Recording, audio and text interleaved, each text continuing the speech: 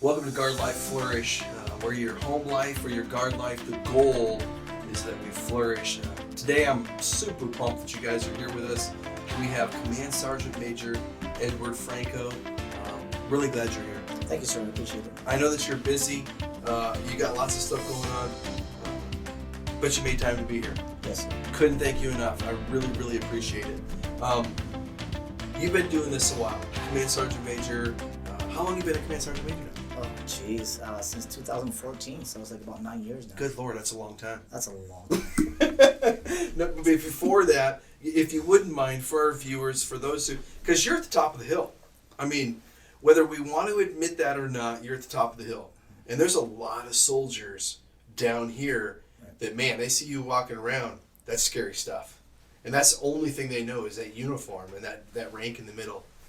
Tell us a little bit about your path from kind of starting to where you are now, the unit you're with, responsibility. Just give us kind of a quick once-over. Do you have about a couple hours? We do.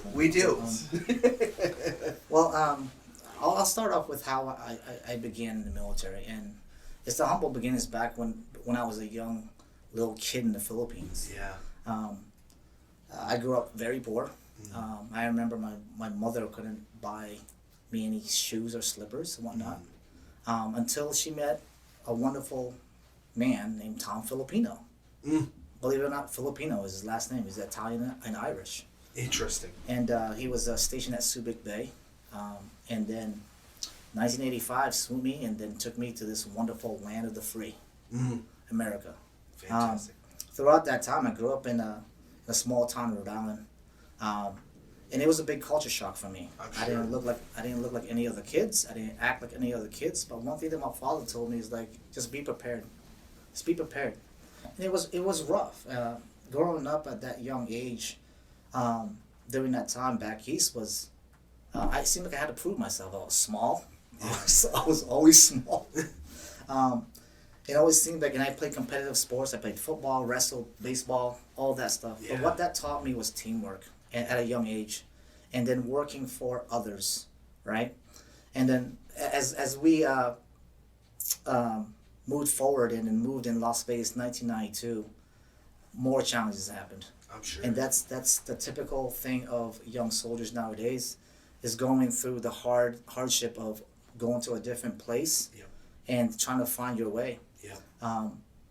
And I'll be honest with you, I came from a broken family. My mom and dad divorced to a point where I moved out when I was 17, living on my own. My mom went to Minnesota, my dad went to California, and I was stuck in Las Vegas. Sophomore year till my senior year on my own, living from couch to couch, house to house, wherever I could find a place to stay. It was just a difficult time during that time. But when my father decided to come back to Las Vegas, it was my senior year, and I was still trying to fight to graduate. We lived in a weekly apartment. Yeah. I ended up picking up 2 jobs and going to high school. And the reason why I did that was because family. Yeah. Family is really big and really important to me. My dad was abusing drugs, and it was rough. I could not just stay away. Yeah. My sister was 5 years old during that time, and I knew I had to help her out. And the reason, and then another thing too, and what my mom and my father taught me was loyalty, right? And not only that, it taught me to also remember where I came from, right? It's not that this is like a sad story. It was something that I had that took me to a different place to make me even better. It's your story. Exactly. I don't use it as a crutch. I don't use it as I was a victim. Yeah. It was a part of life that I needed in my life to be where I am now. Yeah. So back in 98, I decided to join the Army National Guard because I was a single dad. Yeah. Figured that I'd do something with myself. And at least one thing that the reason why I joined the Army National Guard was because of my family, my daughter. And not only that, is because everything that I've had here is because of the United States. Yeah. You know, I could be whatever I wanted to be. Yeah. I mean, look at me now, right? Poor kid from the Philippines coming here. I'm an E9. Command Sergeant Major. It's crazy. That's crazy. Right? And another thing too I want to say is, as I went through the ranks at E1, I learned how to follow. Yeah. And that's one thing that's amazing about this organization. From E1 to E8, I had leaders that consistently challenged me. Yeah. To be a subject matter expert in my MOS, to never quit, to continue to drive on and perfect my leadership skills. Yeah. I had those type of individuals that continue to push me. Yeah. And another thing too, I was the biggest critic of myself. Yeah. I was really hard on myself. I don't think nobody else would be but myself. I didn't make the rank as fast as I wanted it to be. Of course. Because the reason why is I slowed myself down. When I was at E4 and going up the ranks and saw those drill sergeants and my bucket list, I always wanted to be a first sergeant. That was it. Yeah. Seeing that diamond on my chest. But the thing is that it wasn't just a rank to me. It was something that I had to earn and work for. Yeah. So what I did was I told myself at a young age, when I was E4, you know what? When I get rank, it'll take me 3 years. And I told myself 3 years. And then not only that, I need validation from my leaders, my mentors, and say, hey, am I ready? Yeah. And if they would tell me no questions asked, okay, I'll prove it to you next year. And that's one thing, that's why I continue to keep that as myself. That was my path going up the ranks. It was never a race to me. Because to me, having a rank of the next rank higher is a privilege. It's not a right. It's never been a right to me. Another thing too is, well, what am I at here? I want to back up here just 1 second there, because you made some huge statements in there. One, joined in 1998. Correct. So if my math is correct, you got 24 years in. Yes, sir. Go, and are you going to stay here till you're 100 years old? Because I want you to. I'm just saying. Hey, sir, if the military wants me to, I'll do anything. I mean, Come on. the way I look at it is that the sacrifice that we all make, not just myself, all of us here, is something for greater. It's bigger than any of us. Yes. And it's for a bigger cause. Yes. And this is a lot of things that a lot of soldiers don't understand. And I'm not saying that they don't. Yes. It's just we got to put it in the forefront, saying, hey, this is what we're all about. Yep. It's about bigger. It's bigger than us. Amen. Yep. Amen. And I think that, man, I don't want to miss this. Thank you for sharing your story. I mean, that's really, I'm honored that I got to hear that. I mean, I hadn't heard that before, and I appreciate that very much. The next question I want to talk about, you said in there, I only wanted to be a first sergeant. Yes. I wanted to have that diamond on my chest. Yes. Well, I just want to, I know that you had an opportunity to be a first sergeant. Mm-hmm. And fortunately for me, I was in the same battalion that you were in, and I got the privilege of seeing you as first sergeant. I didn't know your backstory, and I'm just getting goosebumps as I think about, man, how powerful it was that you became a first sergeant. And each rank, or I should say, has its own creed. Mm-hmm. And there's the first sergeant creed, and I just want to read it because I think it's powerful. It says this: I am a first sergeant. My job is people. Everyone is my business. I dedicate my time and energy to their needs, their health, their morale, and welfare. I grow in strength by strengthening my people. My job is done in faith. My people build faith. My job is people. Everyone is my business. Hearing your story that I hadn't heard before, and also realizing how important it was for you to be a first sergeant, and having the opportunity to be under or in the same battalion that you were in as a first sergeant, this is who you are through and through. Oh, thank you, sir. I think that that's so important to recognize. I mean, you represent that, and as I read this, it just is so powerful. One of the things that makes me think about, and again, we went through it together, Purple Resolve. Absolutely. You obviously see, you see all the stuff around Purple Resolve, but everything that you're talking about makes me think about Purple Resolve, the loyalty, the nobility of what you're doing, the opportunity, the consistency, all of those things. So I guess my question would be this: you went through Purple Resolve. What did you take away from Purple Resolve? What was something that stood out to you? Well, one thing is just recentering yourself, right?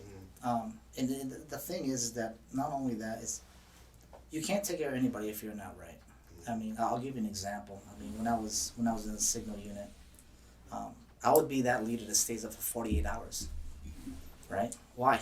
Because I cared that much for my soldiers to make sure that the equipment was running, soldiers are getting fed, making sure that the shifts are moving, making sure that they have all the information they need before they come to each shift. Yeah. And what really was impactful with me, and that I didn't realize I wasn't taking care of myself. Yeah. I had that relationship with my soldiers and my leaders, my platoon sergeants, my squad leaders in particular, to tell me, Sergeant, come with me. Yeah. I'm like, where are we going? No, I'll show you, Sergeant. And then they will walk me to my cot. You will sleep. Yeah. And because the reason why is because I just realized that when I was making decisions, it was wrong decisions.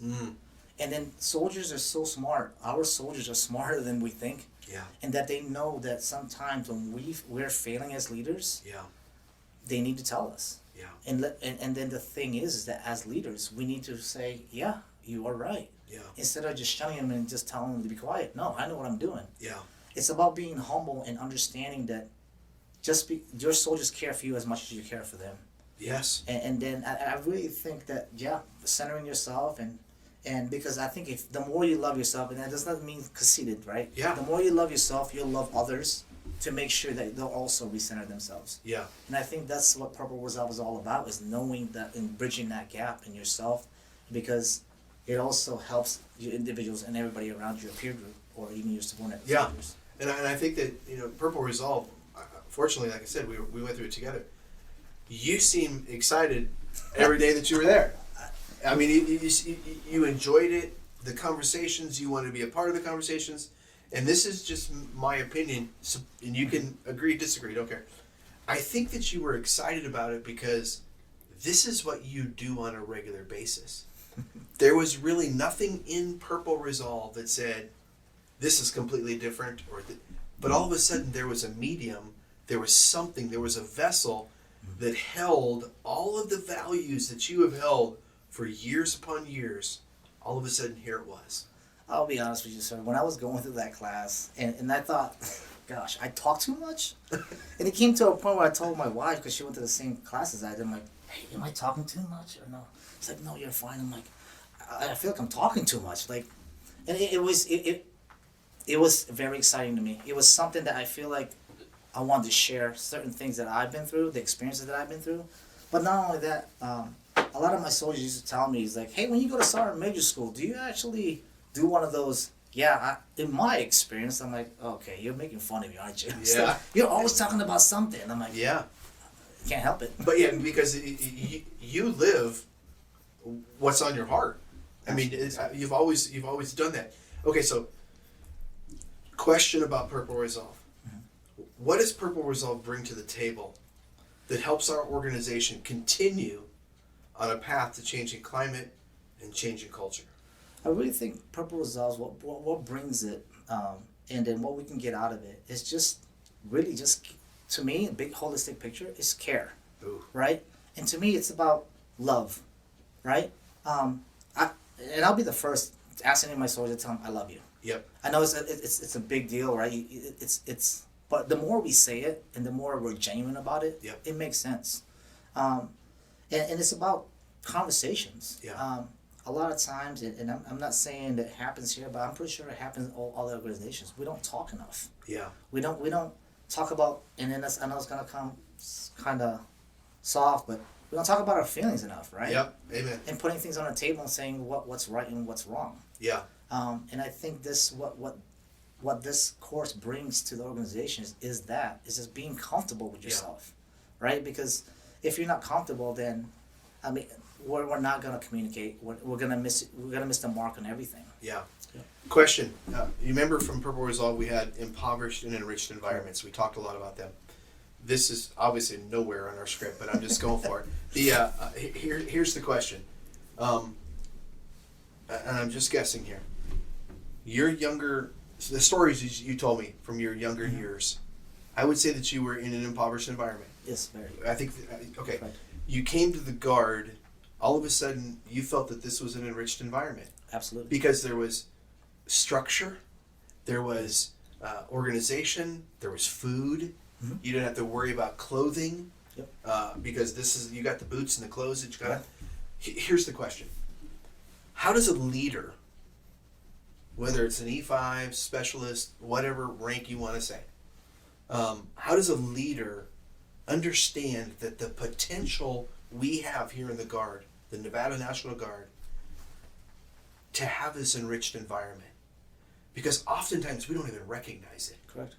How do we continue building a culture, building a climate, building an enriched environment so that people want to be here more? How do we do it? The way I look at it, sir, is honestly, is treat others like the way you'd like to be treated. And that's the thing, right?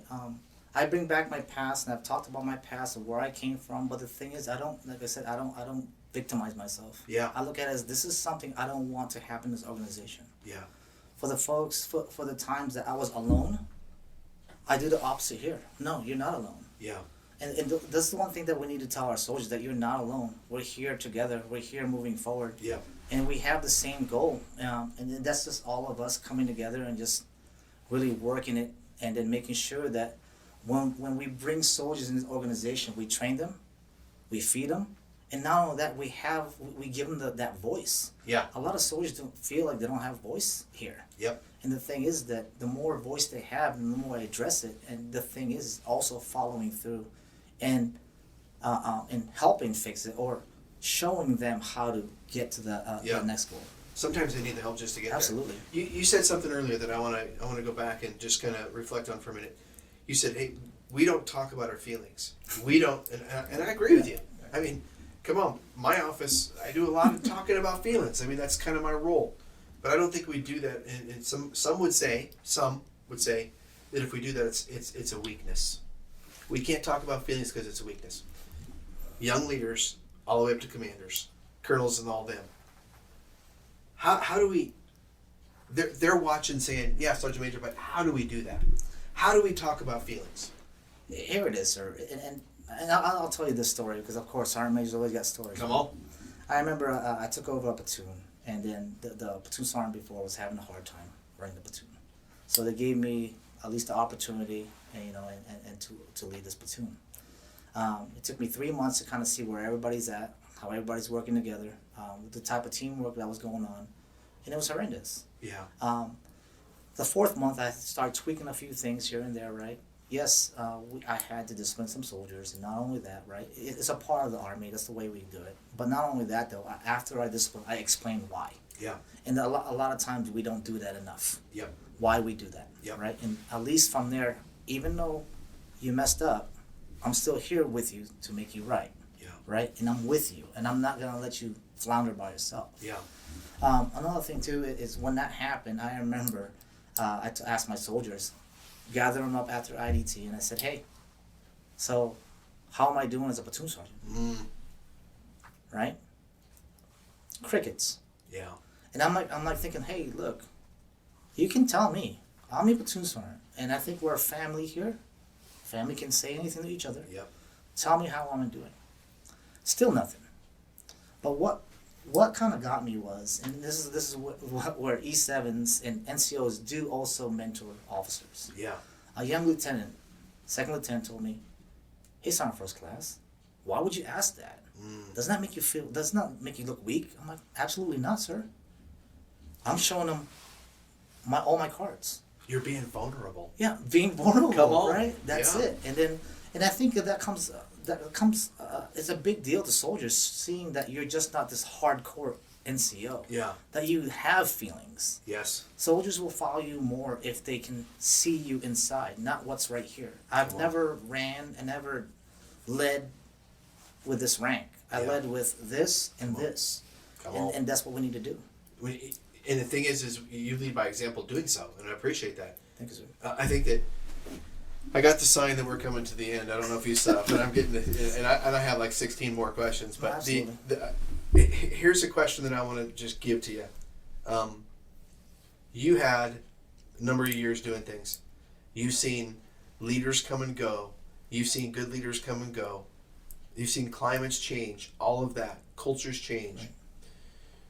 Looking back from where you are now, Oh gosh. talking to that young private specialist Franco back then, what are you going to tell him? What would you like to change? What would you do different? You shouldn't have joined. I'm just kidding. I'm kidding. I am kidding. Yeah, I know you are. I mean, honestly, what I would tell myself, going in the direction I've been throughout my career here and my experiences, what I would tell myself is continue doing what you're doing at your level. And that's what the thing is, right? Continue doing what you're doing at your level and continue to make it better than you got it. Yeah. Right?